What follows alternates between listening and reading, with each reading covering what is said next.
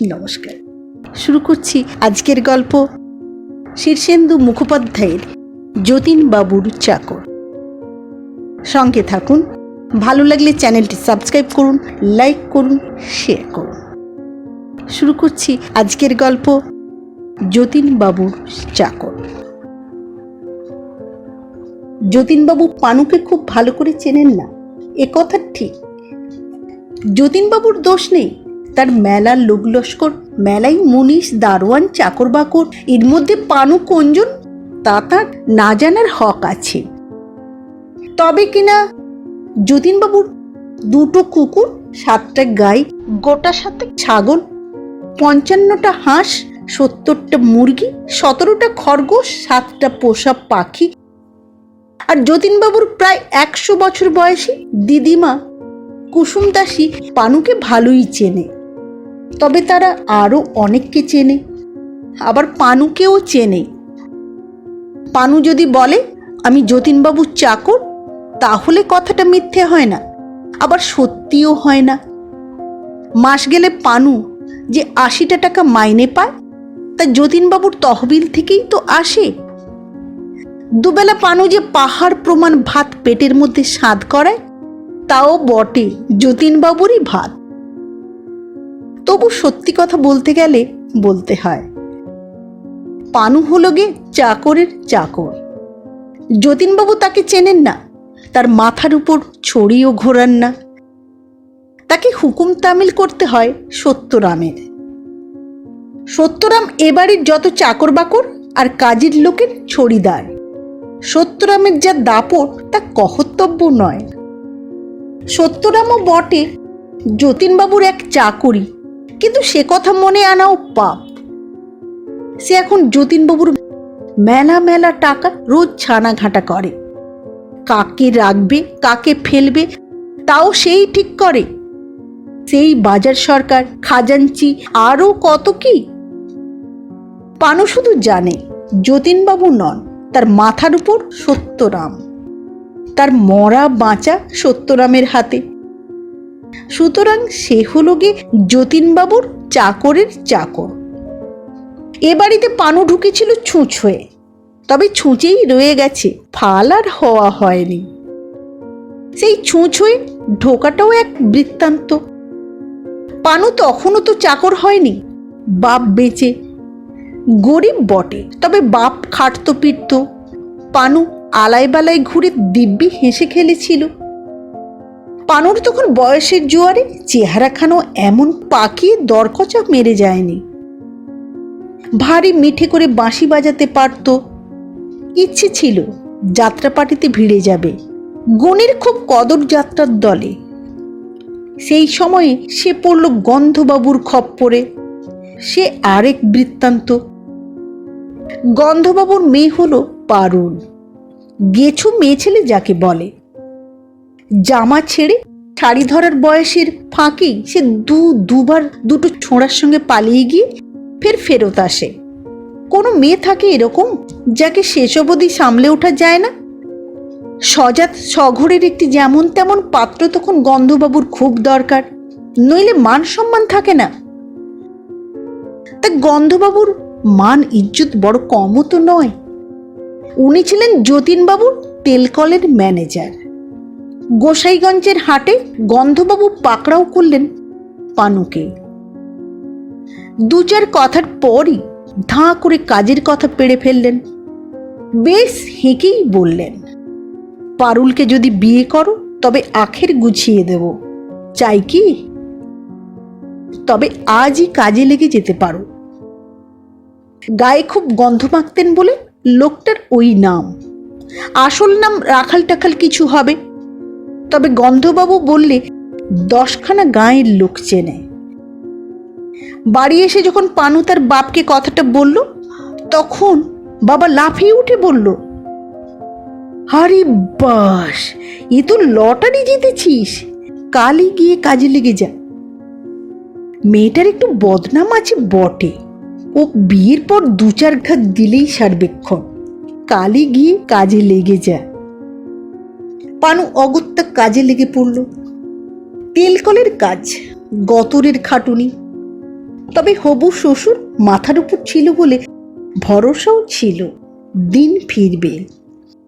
কিন্তু ফ্যাসাদটা বাঁধালো পারুলই। চৈত মাসেই কাজে লেগেছিল পানু, আর জ্যৈষ্ঠে পারুল ফের পালালো। এবার গেল এক ঠিকাদারের সঙ্গে। গিয়ে যে কোন গাড্ডায় পড়লো কে জানে, আর ফিরল না। গন্ধবাবু তারপর থেকে পানুর উপর বিগড়ে গেলেন। না, তা বলে তাড়িয়ে দিলেন না, তবে আগের মতো এসো বসো ও আর করলেন না। পানু চাকরি করে, গন্ধবাবু ম্যানেজারি করেন। কারোর সঙ্গে কারোর অন্য সম্পর্ক থাকলো না। সেই সময়ে যতীনবাবুর বাড়িতে কাজের লোকের টান পড়ায় সত্যরাম এসে তেলকল থেকে কয়েকজনকে ধরে নিয়ে গেল। সেই কয়েকজনের মধ্যে পানু একজন। গন্ধবাবু ফিরেও তাকালেন না। পানুর একটু দুঃখ হয়েছিল বই কি, পারুলের জন্য তাকে দেগে রাখা হয়েছিল বটে, কিন্তু গন্ধবাবুর আরও মেয়ে ছিল। পারুলের ছোট বকুল, তার ছোট টগর, কিন্তু তাদের কোনো গন্ডগোল নেই। কই, তাদের একজনের সঙ্গে তো বিয়েটা লাগাতে পারত পানুর। গন্ধবাবু সেদিক দিয়ে গেলেনই না। কিন্তু গন্ধবাবু আজ আর বেঁচে নেই। আর আজ বেঁচে নেই। তার পরিবার কোথায় কিরকম আছে টাছে তাও জানে না পানু। তার সে সময় নেই। যতীনবাবুর বাড়িতে পাহাড় প্রমাণ কাজ।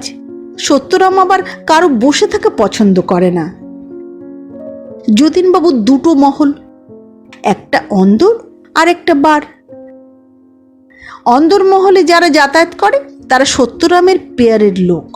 পানুর কপালে সত্যরামের নেক নজর জোটেনি। সে বাইরের লোক। বাইরে থেকে ভিতরটা কিছুই দেখা যায় না, তবে আন্দাজ করা যায়। মোটা মোটা দেয়াল, চিক ফেলা বারান্দা, পর্দা ফেলা জানালার ওই যে বিশাল তিনতলা অন্দরমহল, ওটা হলো রাজার পুরী। ওখানে নরম বিছানা, আতরের সুবাস, পায়েস রসগোল্লার ছড়াছড়ি, আর সোনা দানা টাকা পয়সার পাহাড়। এই বাইরের মহল আর অন্দরমহলের মাঝামাঝি একখানা একটেরে দালান আছে। আগে ঠাকুর দালানই ছিল, এখন নতুন ঠাকুর দালান হয়েছে দক্ষিণ দিকে। এই দালানের একখানা ঘরে যতীনবাবুর দিদিমা থাকে। তিন কুলে কেউ আর নেই বলে বুড়ি যতীনবাবুর কাছে এসে পড়েছিল কোন কালে। যতীনবাবু ফেলেননি, আবার তেমন মাথায় করেও রাখেননি। গরিব আত্মীয় বড় বালাই। তার ওপর বুড়ি কারো আপন দিদিমাও নয়, মায়ের মাসি। খুনখুনে বুড়ি কুসুম দাসী একদিন পানুকে হাতছানি দিয়ে ডেকে বলল, দিবি দাদা একখানা ডাব বেড়ে? পানু তখন নতুন, কিছু জানে না। কোথা থেকে ডাব বেড়ে দেবে তাও বুঝতে পারছে না, হাঁ করে চেয়ে রইল।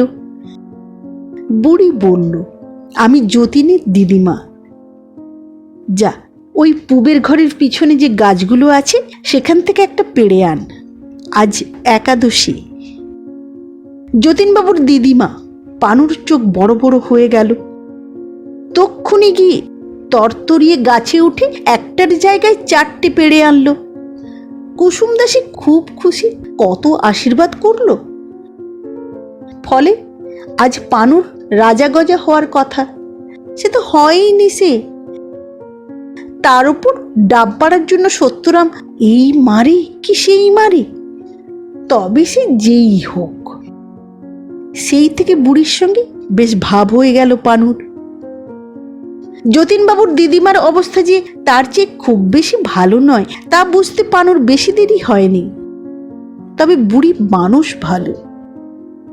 দায়ে পড়লে মানুষের স্বভাব ভালো হয়ে পড়ে। তারা ভারী নরম নরম হয় আর লোকেদের ভক্তি মান্য করতে শুরু করে। এ পানু অনেক দেখেছে।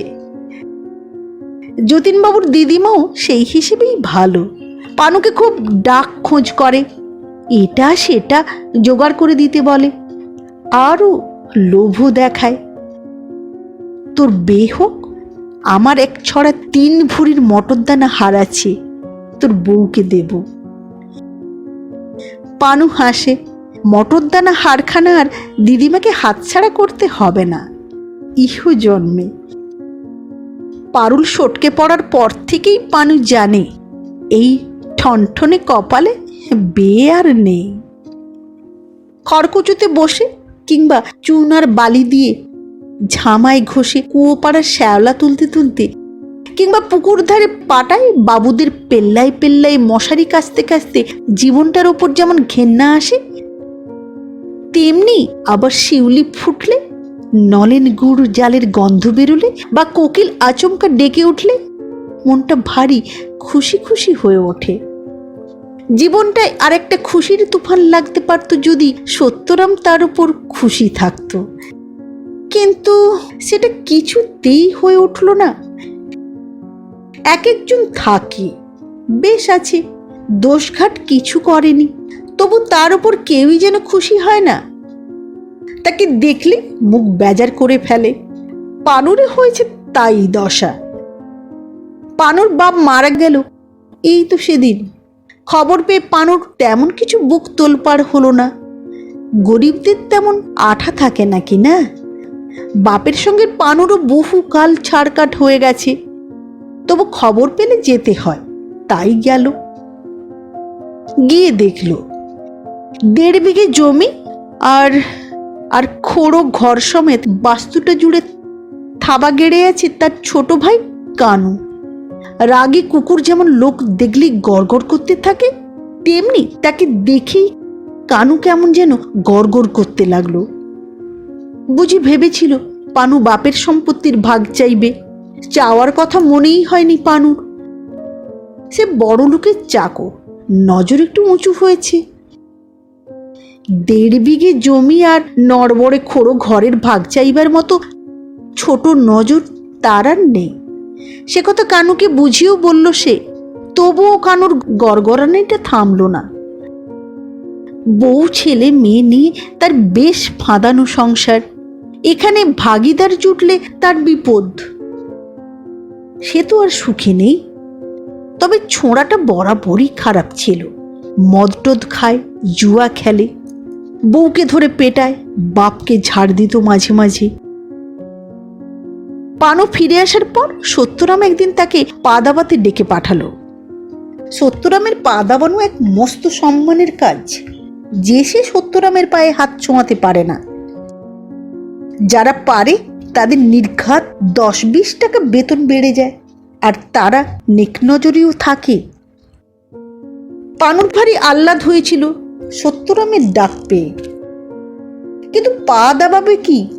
হাত ছোঁয়াতে না ছোঁয়াতে সত্যরাম কুঁকিয়ে উঠে বলল, ওরে ওরে থাম থাম থাম থাম থাম। কি লোহার হাত রে বাবা! উফ, কি লোহার হাত রে বাবা! কড়া পড়ে যে একেবারে সিরিজ কাগজ বানিয়েছিস। আমার নরম শরীর, ওই কেঠো হাত চলবে না বাবা। তা কথাটা সত্যি বটে। পানুর হাত আর হাত নেই, থাবা হয়ে গেছে। মনের দুঃখে সে সত্যরামের ঘর থেকে বেরিয়ে এলো। কপালটা খুলি খুলি করেও খুলল না। সত্যরামও চাকর বটে, কিন্তু বড় চাকর। সর ননি দুধ ঘি খেয়ে আর গতর না খাটিয়ে সে ইদানিং নাদুস নুদুস হয়েছে। মুখখানেও আহ্লাদি ভাব। 3 আঙুলে 3খানা সোনার আংটি এমন এঁটে বসে গেছে যে স্যাকরার ডেকে না খোলালে আর খুলবে না। তার পা দাবাতে গেলে পানুকে 7 দিন হাত দুখানা তেলে ভিজিয়ে নরম করে নিতে হবে। এইসব নানা কথা নিয়ে ভাবে পানু, আর কাজ করে, আর খায়, আর ঘুমোয়, আর ভাবে। ওদিকে যতীনবাবুর কারবার বাড়ছে, টাকা বাড়ছে, লোক বাড়ছে। ক্রমে ক্রমে চারদিকটা বেশ ফলাও হয়ে উঠেছে। 2খানা গাড়ি কিনলেন যতীনবাবু। বারবাড়ির উঠোনে 1খানা দোতলা তুলে ফেললেন। পাঞ্জাব থেকে 2টো বিশাল গাই এলো। কিন্তু পানু যে কে সেই। তবে এ কথাটাও ঠিক, যতীনবাবুর উন্নতি যত হয় ততই পানু খুশি হতে থাকে। শত হলেও মনিব তো। যতীনবাবুর রংখানা দিন দিন ফর্সা হয়েছে, চোখ দুখানা থেকে দুবাটি মধুর মতো সুখ ঠিক ঠিক করছে। মুখখানায় সর্বদা যেন হাসি হাসি ভাব। আগে একজন পাইক সর্বদা ঘুরত, আজকাল দুজন। 2 নম্বর পাইকটার চেহারা কাবুলিওয়ালাদের হার মানায়। যেমন লম্বা তেমনি চওড়া, তেমনি বিশাল বুকখানা, আর চোখ দুখানায় দোফালা ছুরির ধার। যত টাকা বাড়ছে যতীনবাবুর ততই শত্রু বাড়ছে, তাই বাড়ছে পাইক। নতুন পাইকটার হাতে একটা দোনলা বন্দুকও থাকে, দেখে ভারী ভক্তি শ্রদ্ধা হলো পানুর। দুপুরবেলা বারবাড়ির বারান্দায় তারা 6 জন বাইরের চাকর খেতে আসে। সত্যরামের পেয়ারের লোকেদের ভিতরে দরদালানে ভিন্ন ব্যবস্থা, তা হোক, পানুর কোনো দুঃখ নেই। যতীনবাবুর বাড়িতে ভাতটা নিয়ে হিসেব করা হয় না, যত পারো খাও। ভাতটা বেশ চেপেই নেয় সকলে। ভাতের মাথায় একটা গর্ত করতে হয়, তাতে বড় হাতা দিয়ে হড় হড় করে ডাল ঢেলে দিয়ে যায় হরিহর। একটু ঘ্যাঁট মতো থাকে সঙ্গে। পরে চুনো বা ছোট মাছের একখানা ঝোল। বাড়িতে ভোজ হলে অবশ্য তাদের কপাল ফেরে, আর যতীনবাবুর বাড়িতে ভোজ লেগেই আছে। খেতে বসে আজ নলিনীকান্ত পানুর কানে কানে বলল, নতুন পাইকটার বৃত্তান্ত শুনেছ? 7খানা খুন করে এসেছে। পানু শুনে ভিড়মি খাওয়ার জোগাড়। বলিস কি? নোনা পুকুরের বটকেষ্ট কাপালিকের কাছে গিয়ে গা ঢাকা দিয়েছিল, পুলিশ গিয়ে ধরে। বটকেষ্টর বড় ভক্ত হলো যতীনবাবু, তার কথায় উঠে বসে। বটকেষ্ট যতীনবাবুকে হুকুম দিলে পুলিশের সঙ্গে বন্দোবস্ত করে ছাড়িয়ে এনে পাইকের চাকরিতে বহাল করতে। যতীনবাবু কাঁচা খোকা খুনিটাকে এনে রেখেছে। রোজ 2টো করে মুরগি, ডজন ডজন ডিম উড়াচ্ছে, আর বন্দুকটি নিয়ে গোপ মুচড়ে ঘুরে বেড়াচ্ছে। ভগবান বলে কিছু নেই, বুঝলে? পানু মাথা নেড়ে বলল, সে আমি অনেক আগেই বুঝেছি। বলাই দাঁতের ফাঁক থেকে একটা মাছের কাঁটা টেনে বের করার চেষ্টা করতে করতে বলল, তবে দিনু পাইক আশায় সত্যরামের বাজার খারাপ। কর্তাবাবু দিনুকে চোখে হারাচ্ছেন আজকাল। একথা সকলের মনে ধরল। তারা কেউ সত্যরামের পেয়ারের লোক নয়। সত্যরামকে তারা কখনো ঘাটায় না এবং মুখে যথেষ্ট খাতির দেখায়। নইলে সত্যরাম যেদিন খুশি ঘাড় ধরে যে কাউকে চাকরি থেকে তাড়িয়ে দিতে পারে। দিয়েছেও কতককে। তবে তারা 6 জন যে ঠিক আছে, তার কারণ তারা কাজের লোক, প্রাণপণে খাটে। পানু মাথা নেড়ে বলল, কথাটা বড় ভয়ের হলো। বলাই বলল, কেন ভয়ের কি? দিক না বন্দুকটা সত্যরামের ইয়েতে ঢুকিয়ে, আমি তো ফরির লুট দেব। পানু লেবু ডলে শেষ কয়েকটা গ্রাস গপা গপ মুখে চালান দেওয়ার ফাঁকে বলল, সত্যরামের কিছু হলে দিনু পাইক যদি আমাদের ওপর বসে, তাহলে তো দিনে দুপুরে হাতে মাথা কাটবে। ফটিক গতকালই সত্যরামের হাতে জুতো পেটা খেয়েছে, হাট থেকে তামাক আনেনি বলে। সে বলল, আগে তো সত্যরামের ব্যবস্থা হোক, পরের দিনুকে নিয়ে ভাবা যাবে। কেষ্ট এতক্ষণ কিছু বলেনি। একটা মস্ত লঙ্কা নুনে মেখে একটু একটু করে খেয়ে শিশোচ্ছিল। লঙ্কায় আরেকখানা চাটন দিয়ে বলল, খবর তো রাখো না, দিনু পাইক এমনি আসেনি। খবর হয়েছে এ বাড়িতে ডাকাত পড়বে। এত টাকা ডাকাত না পড়ে পারে? পাঁচুর সঙ্গে শ্রীপতি এতক্ষণ নিচু গলায় দাক্ষী নামে একটা নতুন ঝিকে নিয়ে রসের কথা বলছিল। দাক্ষীর বয়স কাঁচা, দেখতেও ভালো। পাঁচু আর শ্রীপতিরও বয়স কম। দাক্ষী অন্দরমহলের ঝি, বাইরে বড় একটা আসে না। তবে দোতলার জানালা বা বারান্দায় দাঁড়িয়ে মাঝে মাঝে বেপরদা হাঁ করে বাইরের দিকে চেয়ে থাকে। পাঁচুর সঙ্গে কয়েকবার কথা হয়েছে। মেয়েটার ভাইয়ের বড় অসুখ, টিবি, সারাক্ষণ ভাইটার কথা ভাবে। পাঁচু বলল, কিছু টাকা জমলে ভাবছি ওকে দেব। শ্রীপতি মুখখানা উদাস করে বলল, ও টাকায় কি হবে, ক টাকাই বা তুই পাস? ও টাকা তো সাগরে শিশির, অত মজে যাস না বাপ। সত্যরাম টের পেলে ছাল ছাড়িয়ে নেবে।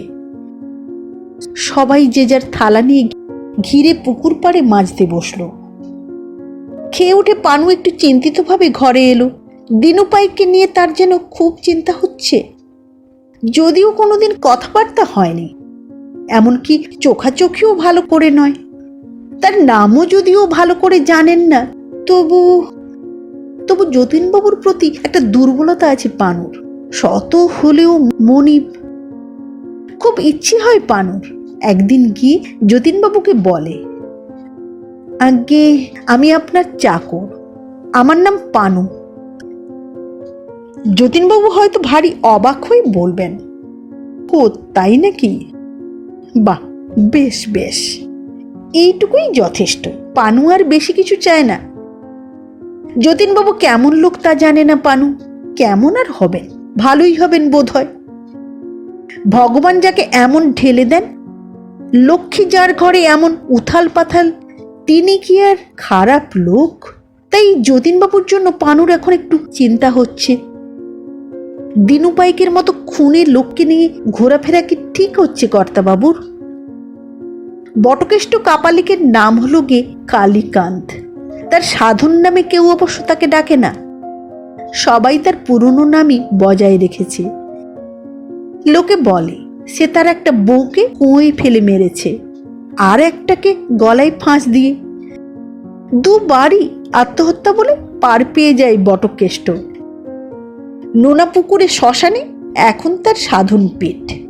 খুব রবরবা লোক, যে সুবিধের নয় ঠিকই, কিন্তু পানু এও জানে লোক ভালো হলে কাপালিকের চলে না। দুনিয়ার আর সব লোকের প্রতি পানুর যে মনোভাব, বটকেষ্টের প্রতিও তাই। মনোভাবটা ভয়ে। এ বাড়িতে যখন আসে তখন তার জন্য খাসি কাটা হয়, দেশি মদের বোতল আসে, আর বাড়িটা কেমন যেন ছমছম করতে থাকে। করবেই তো, বটকেষ্টের সঙ্গে 150 ভূত সব সময়ে ঘুরে বেড়ায়। ভূতের গায়ের বোটকা গন্ধে বাড়ি একেবারে মম করতে থাকে। যতীনবাবু বিশ্বাস করেন তার যে অবস্থার এত উন্নতি, তা ওই বটকেষ্টের জন্যে। তা হবে, পানু অত শত জানে না। কি থেকে কি হয় তা সে কি জানে? বটকেষ্টর ভূতেদেরও সে খুব ভক্তিমান্য করে এবং ভয় পায়। খাওয়ার পর তবু উবু হয়ে বসে কোঁতলায় শ্যাওলা ঘষে তুলছিল পানু।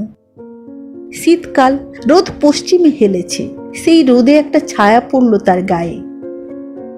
পানু মুখ তুলে যা দেখল তাতে ফের ভিড়মি খাওয়ার জোগাড়। সামনে দিনু পাইক দাঁড়িয়ে। বুকের মধ্যে কেমনটা গুড়গুড় শব্দ উঠল, হাত পা সব ঠান্ডা মেরে যেতে লাগলো। দিনু খুব ঠান্ডা গলায় বলল, এই তুই গোবরার কানু মণ্ডলের ভাই না? পানু ভারী চমকে গেল। সে গোবরা গায়ের কানু মণ্ডলের ভাই বটে, কিন্তু সে কথা বেশি লোকে জানে না, জানার কথাও নয়। দিনু পাইকের মতো মস্ত লোকের কানে যে কথাটা গেছে, এইতেই সে অবাক। পানু ভারী বিগলিত হয়ে বলল, আগে আগে তোর নাম পানু? যে আগে। পানু লক্ষ্য করল দিনু পাইকের পরনে একটা ফর্সা পায়জামা, গায়ে খয়েরি রঙের পাঞ্জাবি, তার উপর জহর কোট। আর এর দিঘে আলিশান লোকটা বোধহয় খালি হাতে মোষের ঘাড় ভেঙে দিতে পারে। দিনু পাইক তার বাঘা গলায় শব্দ তুলে বলল, সেদিন গোবরায় গিয়ে কানু মণ্ডলকে ভয় দেখিয়ে এসেছিস? পানুর একগাল মাঝি। আগে কানুকে কেন? সে তো মশা মাছিকেও ভয় দেখানোর এলেম রাখে না। সবেগে মাথা নেড়ে বলল, আগে না। লোকটা কিছুক্ষণ খুনিয়ে চোখে তার দিকে চেয়ে থেকে বলল, কানু মণ্ডল আমার ইয়ার, বুঝেছিস কথাটা? যে আগে, যে আগে, ওর জমি বাড়ির ওপর তোর কোনো হক নেই। আছে? পানু সভয়ে মাথা নেড়ে বলল, ভাগ তো চাইনি। আলবাত চেয়েছিস? আজ্ঞে না। লোকটা আবার কিছুক্ষণ রক্ত জল করে চোখে তাকে ঠান্ডা করে দিয়ে বলল, তা ভালো কথা, 7 দিনের মধ্যে গোবরায় গিয়ে কাগজ সই সাবুত টিপছাপ দিয়ে আসবি, কেমন? খুব ভয়ে ভয়ে পানু জিজ্ঞাসা করলো, আগে কিসের কাগজপত্র? তো অত খতিনের দরকার কি? যা বলছি তাই করবি। তোর অত জানবার দরকার কি? বেশি ট্যাপও করলে বিপদ আছে। লম্বা লম্বা পা ফেলে চোখের পলকে দিনু পাইক হাওয়া হয়ে গেল। পানু তার ভেজা হাতে কপালটা মুছল। দোতলার জানালা থেকে দাক্ষী নামের ঝিটা তাকে হাঁ করে দেখছে, দেখছে আরো অনেকে। দিনু পাইক চলে যাওয়ার পরই পাঁচু, শ্রীপতি, বলাই এসে জুটল। কি ব্যাপার গো পানু দাদা, দিনু পাইক তোমার উপর হম্বিতম্বি করে গেল কেন? পানু কি আর বলবে, ঘন ঘন মাথা নেড়ে বলল, আমি কিছু করিনি, ভাগটাগও চাইনি। কিসের ভাগ? কি করনি? পানু মাথা নেড়ে বলল, সে অনেক কথা রে ভাই, তবে আমিও ব্যাপারটা ভালো বুঝছি না। সবাই মিলে ব্যাপারটা কিছুক্ষণ তুমুল কথাবার্তা হলো। পাঁচু বলল, ও যা বলছে তাই করো গে পানুদা, পৈতৃক প্রাণটার দাম অনেক বেশি, বুঝলে না? পানু শুধু বলল, রাত্রিবেলা পানু ভালো করে খেতে পারল না। এত তেষ্টা পাচ্ছিল যে ঘুটি ঘুটি জল খেয়ে খিদের 12টা বেজে গেল। রাত্রিবেলা ঘুমও হলো না ভালো, ঘন ঘন পেচ্ছাপ যেতে লাগলো। দিনু পাইক যে কানুর বন্ধু তাকে জানতো, আর কানুই বা কেন দিনুকে তার পেছনে লাগালো তাও বুঝে ওঠা ভার। শুয়ে শুয়ে অনেকক্ষণ ভাবলো পানু, মাথাটা গরম হয়ে গেল। সকালবেলা যতীনবাবু তার পাইক বরকন্দাজ নিয়ে বেরিয়ে গেলেন। পানু সে সময় পুকুর ধারে চাদর কাচ্ছে। এমন সময় সত্যরামের পেয়ারের লোক মুকুন্দ এসে বলল, ওরে ওরে, তোর তলব হয়েছে। সত্যরাম তার ঘরে নরম সাদা বিছানায় বসা, দেয়ালে হরেক ক্যালেন্ডার, একখানা পেল্লাই লোহার আলমারি, মস্ত টেবিল চেয়ার। কে বলবে চাকরির ঘর, তা সে যত বড় চাকুরি হোক। তবে কিনা পরিষ্কার ঘরখানা যেমন হাসছে, সত্যরামের মুখে কিন্তু তেমন হাসি হাসি ভাব নেই, ভারী বেজার মুখ। তাকে দেখে ভ্রুকুচকে বলল, কিরে, ওই ডাকাতটার সঙ্গে কি করা হচ্ছিল? ষড়যন্ত্র করছিস নাকি? পানু আগা পাঁচতলা হয়ে বলল, ভণ্ডটা যে আমাকে শাসাচ্ছিল। শাসাচ্ছিল কেন রে আহম্মক, করেছিসটা কি? পানু বলল, সেইটাই তো ভাবছি, ভেবে ভেবে কিছু ঠিক করতে পারছি না। খোলসা করে বল। খোলসা করেই বা বলি কি, কপালটাই আগে আমার খারাপ। দিনু পাইক তো আর যাকে তাকে শাসায় না, তার কাছে তুই তো পিঁপড়ে। কিছু গুরুতর করে থাকলে ঝেড়ে কেসে ফেল বাবা। পানু উবু হয়ে বসলো, তারপর খানিক ভাবলো, পারুল না শর্টকালে আজ তার তেলকলটার ম্যানেজার হওয়ার কথা। গন্ধবাবু সেই রকমই ইঙ্গিত দিয়েছিলেন। সত্যরাম বা দিনু পাইক কেউই তাকে পেত না। স্বয়ং যতীনবাবুর সঙ্গে সে রোজ মুখোমুখি কথা বলতে পারত। কত বড় সম্মান! চোখে জল আসছিল পানুর। মায়ের পেটের ভাই হয়ে কানু কিনা বিনা দোষে পেছনে গুন্ডা লাগালো। সত্যরাম তার দিকে চোখা নজরে চেয়ে থেকে বলল, তোদের কিন্তু আমি একরকম বাঁচিয়ে বর্তিয়ে রেখেছি। দুবেলা খেতে জুটছে, ট্যাগ গরম করা পয়সা জুটছে। এমন আর আমি 7টা গায়ে ঘুরে দেখে আর কেউ আছে কিনা? তোদের মতো মনীষীর পক্ষে কি এটা কম হলো? তা আগে ঠিক। তাই বলছি, ওই ডাকাতটার সঙ্গে ষড়যন্ত্র করে আমার পিছনে লাগার মতলব যদি থেকে থাকে, তাহলে কিন্তু আখেরে ভালো হবে না। বেশি কথা কি, কালকেই বাবুকে বলে ঘাড় ধাক্কা দেব। পানু মাথা নেড়ে বলল, আমি যথার্থই পিঁপড়ে। দিনু পাইক আমার সঙ্গে সর করার লোক নয়, তবে আমার ভাই কানুর সঙ্গে ওর ভাব আছে। বোধহয় মদ বা জুয়ার আড্ডায় ভাব হয়েছিল, তাই আমাকে শাসাচ্ছিল বাপের সম্পত্তি যা আছে সব যেন লেখাপড়া করে কানুকে ছেড়ে দিয়ে আসি। তোর আবার বাপের সম্পত্তি আছে নাকি? এ যে গরুর গাড়ির হেডলাইটের বৃত্তান্ত। তা কত কি আছে? শুনলে হাসবেন। 1.5 বিঘে জমি আর 2টো খোড়ো ঘর। শুনে কিন্তু সত্যরাম হাসলো না, বলল, তা তুই কি বললি ডাকাতটাকে? কি আর বলবো, রাজি হতে হলো। সত্যরাম কথাটা বোধহয় মনে মনে ওজন করে দেখল, তারপর বলল, তোর বাড়ি তো গোবরায়, তাই না? আগে মাইল 3 হবে উত্তর দিকে। চেনে চেনে, আগে সবাই চেনে, গোবরার বেগুন খুব নাম করা। সত্যরাম খিঁচি উঠে বলল, বেগুনটাই চিনলে, আর কিছু দেখলে না? আগে কি দেখবো? আগে দেখনি ক্ষেত খামারের ওপর দিয়ে আমিনবাবু শেকল টেনে মাপজোপ করছে? পানু বলল, না, তা দেখেছি বটে। অহম্মক কোথাকার, ওখানে বিরাট কারখানা হবে। জমির দাম হু হু করে বাড়ছে, চাষের জমি সব গাফ করে বড় বড় বাড়ি হবে। পানুর গালে হাত। আগে তা তো জানতাম না, কানু বলে উনি। 1.5 বিঘেতে কত টাকা হয় জানিস? হয় জানিস? তা জানি। এক কাঠার দাম যদি ঠেলে 10,000 ওঠে, তবে কানুরটাকে কত আসবে তার আন্দাজ আছে? পানুর চোখ কপালে। উরে বাবা, সাধে কি আর 1.5 বিঘের জন্য দিনু পাইক তোকে শাসায়? গুচ্ছ কথা আছে না, যতীনবাবু থলি ভর্তি টাকা নিয়ে রোজ গোবরায় আনাগোনা করছেন। আজও গেলেন একটু আগে। গোবরায় জমি এখন সোনা। পানুর মাথাটা কেমন ঝিমঝিম করছিল, কথা সরছিল না মুখে।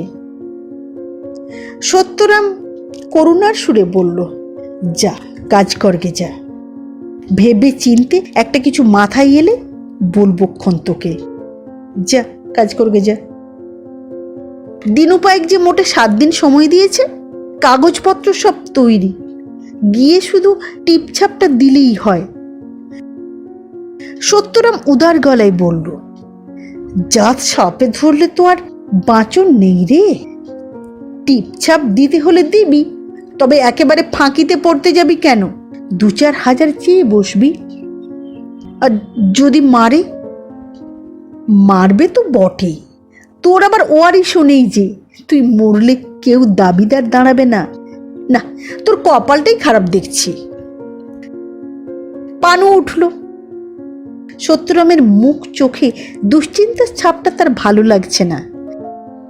সত্যরাম যেমনই হোক, পানুর মতো পুঁটি মাছের পরান তো ওরই হাতের তেলই দাপাচ্ছে। মারলে ওই মারবে, রাখলে ওই রাখবে। কিন্তু ওরও যদি বাঁচন মরণের সমস্যা দেখা দেয় তো ঘোর বিপদের কথা। পানু পুকুর পাড়ে গিয়ে আজ খুব গতর নেড়ে কাপড় কাচল। কাজে মন থাকলে, শরীর ব্যস্ত থাকলে দুশ্চিন্তা একটু কম হয়। বিকেলের দিকটাই সত্যরামের একটু ছুটি হয়, ঘন্টাটাকে একটু নিজের মনে থাকতে পারে সাঁঝবেলাটায়। সত্যরাম এ সময় সিদ্ধি খায় আর সাকরেদদের নিয়ে ঘরে বসে কুটকাচালি করে। পানু চাদরটা জড়িয়ে বাঁশবন পার হয়ে কালীবাড়ির দিকে যাচ্ছিল। আরতিটা দেখে আসবে, আর ওই সঙ্গে মায়ের কাছে একটু মানসিকও করে আসবে। 7-এ নেই, 5-এ নেই মা, তবে কেন আমার আজ এমন বিপদ? আনমনা ছিল তাই লোকটাকে দেখতে পায়নি পানু। দাদা! পানু পিলে কেঁপে গেল, দুবার আঁ করলো মুখ দিয়ে। পথ আটকে কানু দাঁড়িয়ে। দাদা ভয় পেলে নাকি? আরে আমি কানু। পানুর শ্বাসকষ্ট হচ্ছিল, বলল, কি কি কি কি চাস তুই? তোমার সঙ্গে কথা আছে, আড়ালে চলো। পানু মাথা নেড়ে বলল, ও বাবা, আড়ালে আমি যাচ্ছি না। কানু অবাক হয়ে বলল, অত ভয় পাচ্ছ কেন দাদা? আমি কি বাঘ না ভাল্লুক? পানু দুপা পিছিয়ে বলল, আমি চললুম, যা বলার চিঠি লিখে জানাস। কানু বেকুবের মতো দাদার দিকে চেয়ে বলল, কি হয়েছে তোমার বলো তো? আমি যে ভীষণ বিপদে পড়ে তোমার কাছে এলুম। কি বিপদ? দিনুগুন্ডা যে আমাকে ভিটে ছাড়া করতে চাইছে। তা সে যে তোর পেয়ারের লোক, তাই না? কি যে বলো দাদা, তা ঠিক নেই। কে কার পেয়ারের লোক? গোবরায় বলে কি সব কারখানা টারখানা হবে টবে? সেই শুনে সবাই জমির দাম চড়িয়ে বসে আছে। সেই কবে জুয়া খেলতে গিয়ে 50টা টাকা ধার নিয়েছিল, সেই সুবাদে দিনুশালা গিয়ে নানা রকম গাইতে লাগলো। তোমার মনিবেরও শার্ট আছে এর মধ্যে। দিনু কি বলছে? বলছে 1000টা টাকা নগদ দিচ্ছি, ভিটে মাটি ছেড়ে চলে যা, নইলে ঘরে আগুন দিয়ে বেগুন পোড়া করে ছাড়বো। সব তোমাকে বলা যায় না। শালা দিনু আমার কিছু গুপ্ত কথাও জানে। আমার বড় খারাপ সময় পড়েছে দাদা, আমার বড় খারাপ সময় পড়েছে। পানু আতঙ্কিত হয়ে বলল, তা আমার কাছে কেন? আমি কি করব? বলছিলাম কি, এ সময়টায় তুমি যদি তোমার ভাগেরটা না ছাড়ো, তাহলে দিনুশালা মুশকিলে পড়বে। ও বাবা, 7 দিন সময় দিয়েছে আমাকে, তার মধ্যে লেখাপড়া না করে দিলে ঘাড় নামিয়ে দিবে। বলো কি, তোমাকেও ধরেছিল এর মধ্যে? তুমি যে আমার দাদা, তাও জানলো কোথা থেকে? তুমি যে আমার দাদা, তা তো ওর জানার কথা নয়। পানু বলল, জেনেছে। তাছাড়া আমাকে তো বলল আমি গিয়ে নাকি তোকে ভাগের জন্য ভয় দেখিয়েছি। কানু মাথায় হাত দিয়ে বসে পড়ল, বলল, সর্বনাশ, আমার ভরসা তো ছিলে তুমি। এখন তুমিও যদি লিখে দাও, তাহলে তো দিনুশালা আমার ঘর ধরে আদায় করে নেবে। তোমার কথা বলে একটু ভরকাবার তালে ছিলুম যে। পানু একটু ভাবল, তারপর হালছাড়া গলায় বলল, তার কি করা যাবে, প্রাণটা তো আগে। শুনেছি গুন্ডাটা মেলা খুন খারাপি করেছে, ওরকম লোকের সঙ্গে কি লাগা ভালো? কানু এ কথার জবাব দিল না, উবু হয়ে বসে চাদরের খুঁটে মুখ মুছল। বেশ কাহিল দেখাচ্ছিল তাকে। গড়গড়ানিটাও তার আর নেই। দায় পড়লে মানুষের স্বভাব ভালো হয়ে পড়ে। কানুকেও কেন যেন ভালো মানুষের মতোই দেখাচ্ছে। কেঁদে কেটে চোখ লাল করে ফেলল কানু। তারপর মুখ তুলে ধরা গলায় বলল, মায়ের দিব্যি কেটে বলছি দাদা, যদি দিনুগুন্ডাকে ঠেকাতে পারো, তবে জমি বেচে যা পাবো অর্ধেক তোমার। এখনই 7,000 করে কাঠার দর উঠেছে। আমাদের জমির পাশ দিয়ে রাস্তা হচ্ছে বলে জমির দাম আরো বেশি। সত্যরাম বলছিল কাঠার দাম নাকি 10,000। আর 6 মাস পরে তাই হবে, যদি ততদিন ধরে রাখা যায়। পানু একটা দীর্ঘশ্বাস ফেলে চুপ করে রইল। বাঁশবনের ভিতরে কুয়াশার অন্ধকারে একটু শব্দ উঠল। কে যেন সাবধানী পায়ে আসছে বা যাচ্ছে। বাঁশপাতার খড়মড় শব্দ উঠছে। কানু সপাত করে উঠে দাঁড়ালো। পানু বলল, কে? কে যেন দৌড়ে পালাচ্ছে ওধারে। কানু সভয়ে বলল, কে গো দাদা, কে গো, কে গো দাদা? পানু মাথা নেড়ে বলল, বুঝতে পারছি না। আবছা মনে হলো একটা মেয়ে ছেলে। দাঁড়া, দেখছি। আমি আর দাঁড়াবো না, ফিরতে দেরি হয়ে যাবে। তার উপর দিনুশালা দেখতে পেলে বিপদ ঘটবে। কাল পরশু একবার আসবক্ষণ। কানু চলে গেল। পানু বাঁশবনের ভিতরে একটু চেয়ে রইল। মরা আলোর ছুঁচ মায়ার ভিতর সে একটা খয়েরি ডুরো শাড়ির আভাস দেখেছে। মেয়ে ছেলেটা দৌড়ে বেশি দূরে যায়নি, কথা শুনছিল আড়ি পেতে। কথা যে শেষ হয়েছে তা জানে না, ফের আসবে। পানু সন্তর্পণে এগুলো। মস্ত একটা শিমুল গাছ আছে ভিতর বাগে, আর যতদূর ধারণা ওখানে গা ঢাকা দিয়েছে। পানু তাড়াহুড়ো করলো না, বরং বেশ গুনগুন করে রামপ্রসাদী ভাঁজতে ভাঁজতে সুড়ি পথ ধরে দুলকি চালে এগোলো। শিমুল গাছটার ডান ধার বরাবর হয়ে আচমকা গোত্তা মেরে ঢুকে গেল বাঁশ বনে। তারপর একদম মুখোমুখি। মেয়েটা নড়ারও সময় পেল না, একটু হাঁপাচ্ছিল। তুমি? হ্যাঁ, তুমি তো দাক্ষী। বছর 17-18 মেয়েটা সভয়ে চেয়ে রইল পানুর দিকে। এখানে কি করছিলে শুনি? দাক্ষী হাঁপসানো গলায় বলে, কি করব, নিজের ইচ্ছায় এসেছি নাকি? তবে কে পাঠালে? তোমরা সবাই যাকে ভয় পাও সেই সেই দিনুই তো ধরে এনেছে আমাকে। ধরে এনেছে মানে? চুলের মুঠি ধরেই একরকম টেনে বার করে এনেছে। আমার বাবার পেটে লাথি মেরেছিল। কি জানি কেমন আছে বাপটা। ভাইটার টিবি বলে বাবার টাকা নিয়েছিল, ধার শোধ হয়নি। পটি, তা এখানে কি করছিলে? রাক্ষসটা যে আমাকে এ বাড়িতে রেখেছে চারদিকে নজর রাখবার জন্য। কোথায় টাকা পয়সা গয়নাগাটি কে কেমন এসব খবর নিতে। আজ সকালে ডেকে পাঠিয়ে তোমার উপর নজর রাখতে বলল। কেন কেন? তোমার কাছে কেউ আসে কিনা, কি কথা হয় সব খবর দিতে বলেছে। নইলে তো বুঝতেই পারছো। পানু ভয়ে এবং শীতে কাঁপছিল, রীতিমতো হিহি কাঁপুনি। কাঁপা গলাতেই বলল, বড্ড শীত করছে। দাক্ষী বলল, আমারও। তা তোমাকে ধরে এনে ও কি করতে চায়? মেয়েটা করুণ গলায় বলল, এখনো খারাপ কিছু করেনি, তবে কপালে যা আছে তা হবে, খারাপই হবে। হয়তো নিজে কিছুদিন কাছে রাখবে, তারপর গোহাটায় গরুর মতো বেচে দেবে। বাজারের মেয়ে হওয়া ছাড়া ভগবান আর আমার কপালে কি লিখেছেন। ও বাবা! শোনো, সাঁপুই গাঁ চেনো? সেখানে গোপাল দাসের বাড়ি আমার বাবা। চিনি, কাছি। কেমন আছে আমার বাপটা একটু খবর এনে দেবে? পেটে লাথিটা লেগে বড় কাতরাচ্ছিল। তা দেখবো কোন চেষ্টা করে। যদি এনে দাও খবরটা, তাহলে আজকের কথা আমি গুন্ডাটাকে বলবো না, বুঝলে? বুঝেছি। কানুর মতো এই মেয়েটাও কাঁদলো। বড় বড় চোখ দিয়ে টপ টপ করে জল পড়ছিল। কাঁদতে কাঁদতে ধরা গলায় বলল, আমি তো গিয়েছি, নিজের জন্য আর ভাবছি না, বাপটা ভাইটার কি যে হবে। পানু মৃদুস্বরে বলল, হিম পড়ছে, ঘরে যাও। বেশিক্ষণ বাইরে থাকলে লোকে নানা রকম সন্দেহ করতে পারে। যাও, ভিতরে যাও। যাচ্ছি।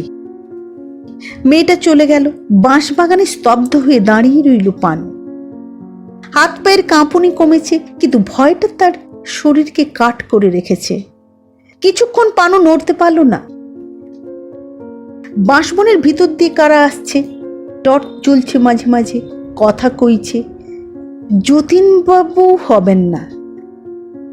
যতীনবাবু তো গেছেন হাওড়া গাড়ি চেপে, তাতেই ফিরবেন। পানু কয়েক পা এগোলো, তারপর দাঁড়িয়ে গেল।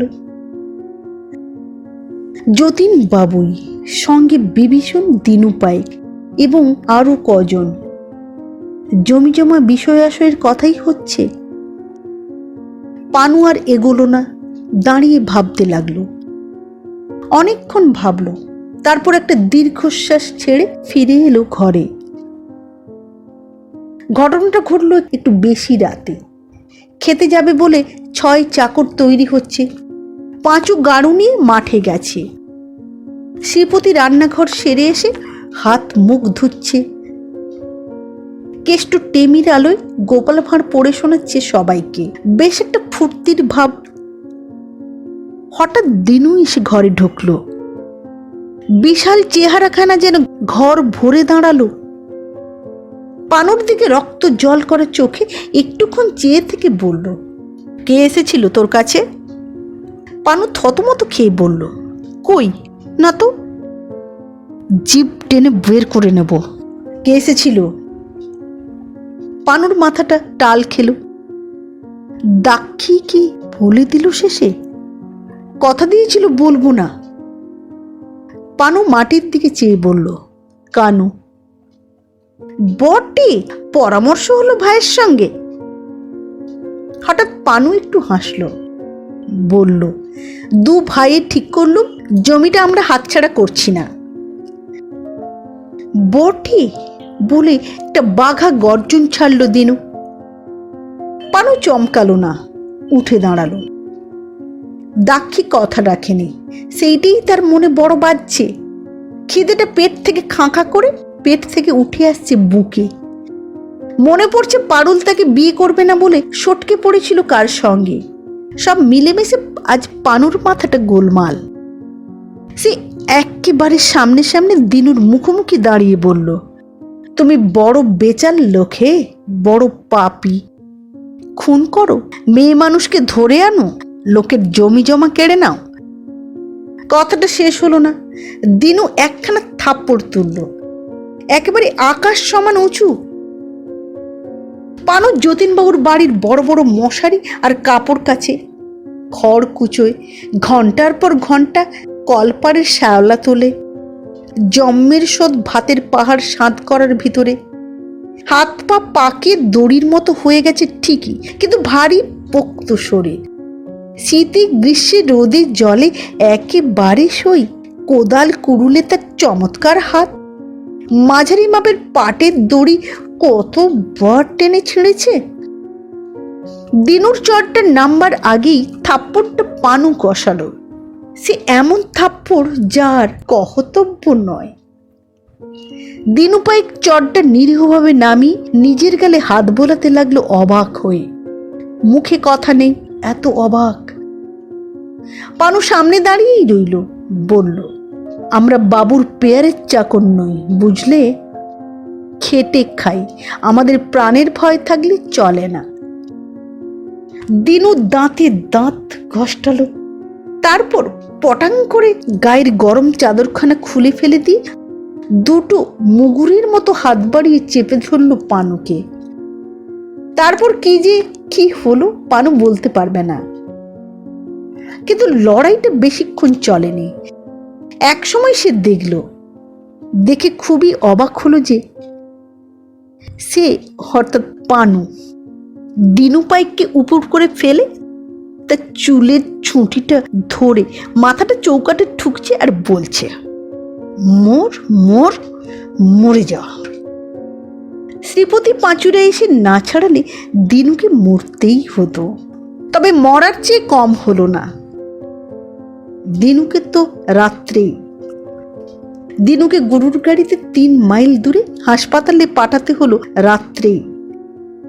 চাকরি যাবে, জেলও খাটতে হবে, সবই জানে পানু। ঘরে বসে সে বুটের শব্দের জন্য অপেক্ষা করছিল।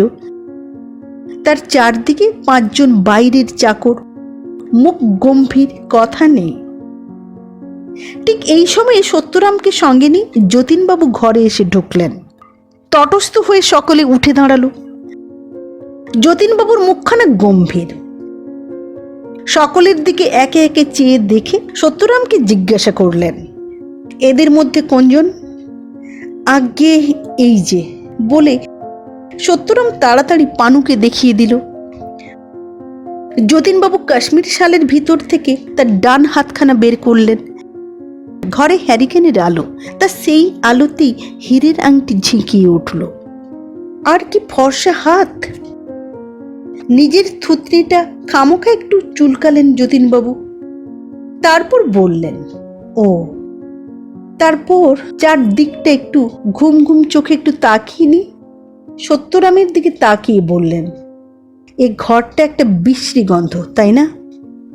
সত্যরাম বিনয়ের গলায় বলল, আজ্ঞে ছোট লোকদের ঘর তো। যতীনবাবু তার হীরের ঝলকানি তুলে গলা চুলকালেন, তারপর বললেন, আজ বড় ঠান্ডা তাই না সত্যরাম? আজ্ঞে বেজায়। যতীনবাবু যেন কথা খুঁজে পাচ্ছেন না, এমনভাবে চারিদিকে চাইতে লাগলেন, ঘরখানাই যেন দেখছেন। সামনে 6 জন চাকর বাক্যহারা হয়ে দাঁড়িয়ে। যতীনবাবু এবারে জিজ্ঞেস করলেন, সত্যরাম, ওর নাম কি? আগে পানু, এমনিতে খারাপ নয়, কাজ ভালোই করে, বিশ্বাসী। কতদিন আমার কাজ করছে? তা বছর 5 হবে বোধ হয়। যতীনবাবু একটু কাশলেন।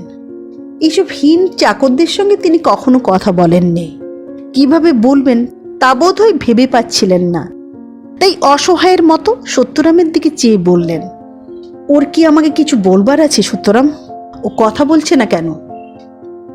সত্যরাম শশব্যস্তে বলল, বলবে আবার কি আজ্ঞে, কথাটা তো বিশেষ বলতে শেখেনি, ভদ্রলোকদের সঙ্গে কথা বলতে ভয় পায়। ওরে ও পানু, বাবুকে কিছু বলবি? পানু মাথা নাড়ল, তার কিছু বলার নেই। ও কত মাইনে পায় সত্যরাম?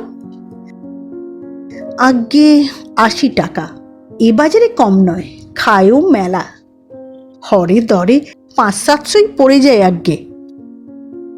যতীনবাবু গলা খাঁকারি দিয়ে ঘরের চালের দিকে চেয়ে বললেন, পুলিশ অবশ্য আসবে। ও পুলিশকে কি বলবে সত্যরাম? সত্যরাম শশব্যস্ত পানুর দিকে চেয়ে বলল, ওরে ও ডাকাত, বাবুর কথাটা কানে গেছে নাকি? পানু মাথা নাড়ল, গেছে। একটা কিছু বলবি তো? পানু মেঝের দিকে চেয়ে রইল, কথা বলল না। যতীনবাবু একটা হাই তোলবার চেষ্টা করলেন, পারলেন না, বাতাসটা কান দিয়ে বেরিয়ে গেল। তিনি কানের ফুটোয় আঙুল দিয়ে একটু নাড়া দিলেন, তারপর পানুর দিকে চেয়ে বললেন, আমার বড় বিপদ হে। পানুর সঙ্গে মনিবের এই প্রথম চোখাচোখি। পানুর অবশ্য ভয় ডর কেটে গেছে, ভক্তিমান্যর ভাবটাও আর নেই। তবে যতীনবাবুর ভয়টা কিসের তা সে ভালো বুঝতে পারল না। যতীনবাবু তার নাকের ডগায় চেপে ধরলেন একটু, তারপর বললেন, পুলিশ অনেক কথা জানতে চাইবে বাপু। দিনু যে আমার চাকর ছিল সে কথাটা ওদের বলার ঠিক হবে না, ওর নামে হুলিয়া আছে। তা আমি বলছিলাম কি, তোমাকে আমি পাইক করে নিচ্ছি 300 টাকা। তা কি বলিস রে সত্যরাম, 300 কি কম হচ্ছে? কম হচ্ছে? আজ্ঞে না, আর অন্য সবাইকে 30 টাকা করে বাড়িয়ে দিস। জি আঙ্কে। যতীনবাবু পানুর দিকে চেয়ে বললেন, তোমাকে আমি দেখব, তুমি একটু আমাকে দেখো। পুলিশ জিজ্ঞাসা করলে বলো, দিনুকে এ বাড়িতে কখনো দেখিনি, ও ডাকাতি করতে ঢুকেছিল, তুমি রুখেছ, মনে থাকবে কথাটা। পানু জবাব দিল না, চেয়ে রইল। যতীনবাবু আঙুলের হীরের ঝলকানি তুলে কপাল থেকে একটা মশা তাড়ালেন, কাহিল গলায় বললেন, বটকেষ্ট বলেছিলেন দিনুর হাতে কবজ আছে, জমেও নাকি ওর সঙ্গে এঁটে ওঠে না। তা দেখছি তুমি জমের উপর দিয়ে যাও। আমিও একটু শক্তপোক্ত লোক খুঁজছি, আমার সঙ্গে সঙ্গে থাকবে কেমন? টাকা পয়সা নিয়ে চলাফেরার বড় বিপদ আজকাল।